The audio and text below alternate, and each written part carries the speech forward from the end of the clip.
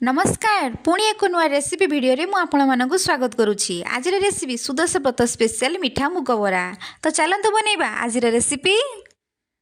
बरा पाई मु गटे गिना बा 150 रु 200 ग्राम मुग को भल भाबरे धोई 5 रु 6 घंटा बतुरे नेतिली।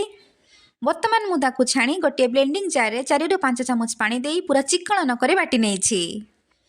गोटे पात्र रे ढाली नेछि आ ताकू 5 मिनिट पई भल भाबरे फेंटी 30 मिनिट पई ढांकी देछि रेस्ट पई। एबे प्रस्तुत करिबा हमें गुड़ पाग। सेति पई 100 रु 150 ग्राम पानी गुड़ को गोटे पैन रे दे गरम कर नेछि। सेति रे ऐड करूछि हाफ कप पाखापाखी पानी।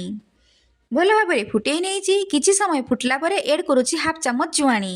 आ किछि समय फुटिला परे एठी मु गोटे गिना रे पानी रे टिके गुड़ पकेई चेक कर नेछि। एठारे गुड़ पूरा चॉकलेट परिका हे जाउछि माने हमरो गुड़ पाग पूरा रेडी। एबे 30 मिनिट होई जाइछि। मुगरे गोटे चामच चाउल चूना आवश्यक मुताबक लुण दे भल भाव में गोलाई नहीं। जदि आपण मुग बटा आपको पतला लगे ताहले आउ किछि चाउल चूना पकई बहलिया करि परिबे। जेपरि बरा गुडी को भल भाव में कड़ाई रे पकई हेबो एवं छाणी हेबो। पैन रे तेल गरम कर नेछि। बरा गुडी को एही भली छोट छोट करी गोल्डन कलर करी छाणी नेउछि।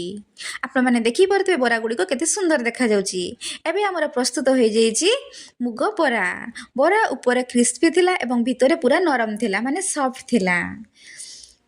गुड़ पाग को पुणी थे गरम कर से बरा गुड़ी को पकई भल भाव में गलाई नहीं। जितेबाला आप गलैबे गुड़ पाग एवं बरा गरम रहा दरकार।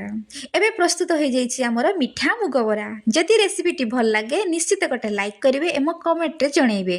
पुणी आसबि मु एक नुआ रेसिपी वीडियो रे।